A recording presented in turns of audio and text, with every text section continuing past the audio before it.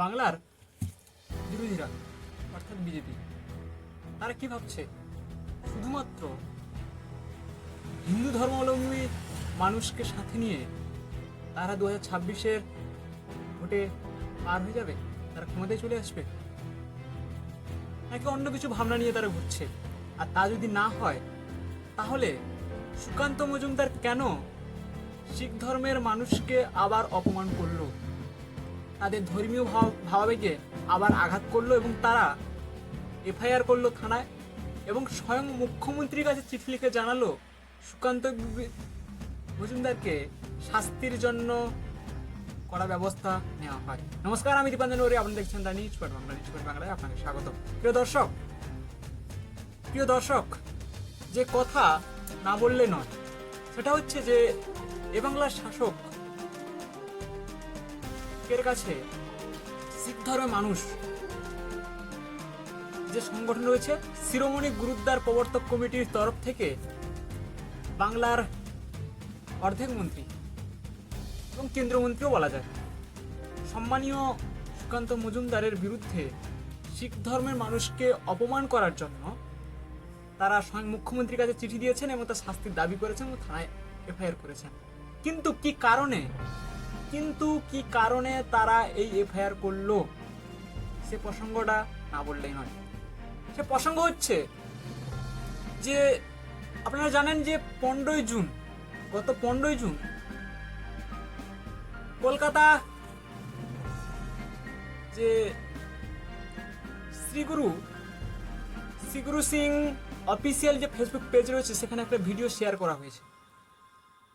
সেই ভিডিওতে দেখা যাচ্ছে যে সুকান্ত মজুমদারকে বাংলার পুলিশ টেনে হিঁচড়ে প্রিজন ভ্যানে তুলছে এবং সেই মুহূর্তে একটা জুতোর বাড়ি উড়ে এসে একজন শিখ ধর্মের পুলিশের গায়ে তার পবিত্র পাকড়িতে এসে পড়ে এবং সেটা তাদের কাছে অপমানজনক বলে মনে হয়, কারণ শিখ ধর্মের মানুষের কাছে তাদের যে পাকড়ি থাকে সেটা অত্যন্ত পবিত্র বলে তারা মনে করে।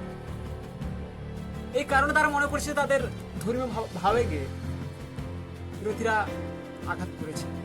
কিন্তু এক্ষেত্রে আরেকটা কথা বলে রাখা ভালো, সেটা হচ্ছে যে ঠিক তার দুদিন পর 17ই জুন সুকান্ত মজুমদার তার এক্স হ্যান্ডেলে তিনি ক্ষমা চেয়েছেন। কি ক্ষমা চেয়েছেন?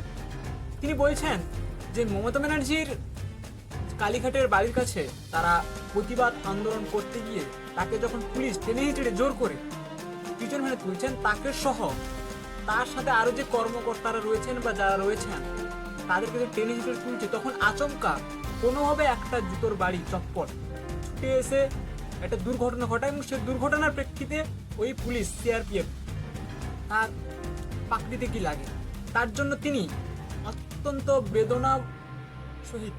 বেদনার সহিত ক্ষমাও চান। তিনি লিখেছেন যে তাদের কোনো উদ্দেশ্য প্রণোদিতভাবে এই ঘটনা তারা ঘটায়নি, তারা প্রত্যেকটা মানুষের যার নিজ নিজ ধর্মকে তার শ্রদ্ধা জানায় এবং এই ঘটনার জন্য তিনি অত্যন্ত বেদনাদায়ক কষ্ট পেয়েছেন এবং দলের পক্ষ থেকেও তিনি ক্ষমা চেয়েছেন। এটা এক্স হ্যান্ডেলে তিনি লিখেছেন।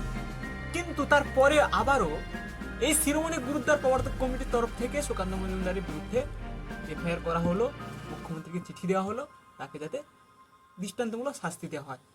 প্রিয় দর্শক, এক্ষেত্রে বলে রাখা ভালো যে এই যে ক্ষমা চেয়েও না, প্রকাশ্য এক্স হ্যান্ডেলে একজন কেন্দ্রীয় মন্ত্রী ক্ষমা চেয়ে নেওয়ার পরেও এই যে অভিযোগ করা হলো তাকে তাদের ধর্মীয় ভাবেগে আঘাত করা হলো, এটা কি মনে হয় যে সত্যি তারা ধর্মীয় আঘাত লাগার জন্য এই কাণ্ডটা এই এফআইআর করলো বা মমতা ব্যানার্জিকে চিঠি দিল, না শুধুমাত্র রাজনৈতিক তোষণদারি ক্ষেত্রে কাজে লাগিয়ে মুখ্যমন্ত্রীর কাছে চিঠি দিল? এটা কিন্তু আপনারা বিচার করবেন। ধর্মস্থান মানে সেখানে শুধুমাত্র ধর্মের কাজ হবে তা নয়, কিন্তু আমরা দেখেছি যে প্রচুর ধর্মের মানুষকে ধর্মের বেড়াজালে থাকা সত্ত্বেও ধর্মের বেড়াজালে একটু নাম ভাঙিয়ে বাইরে এসে শাসক দল কিংবা বিরোধী দলে এসে রাজনৈতিক প্রভাব খাটাতে। এক্ষেত্রেও তাই নয় কি? প্রিয় দর্শক, কি বলবেন আপনারা আপনাদের মতামত কমেন্টে লিখবেন। সুস্থ থাকবেন, ভালো থাকবেন।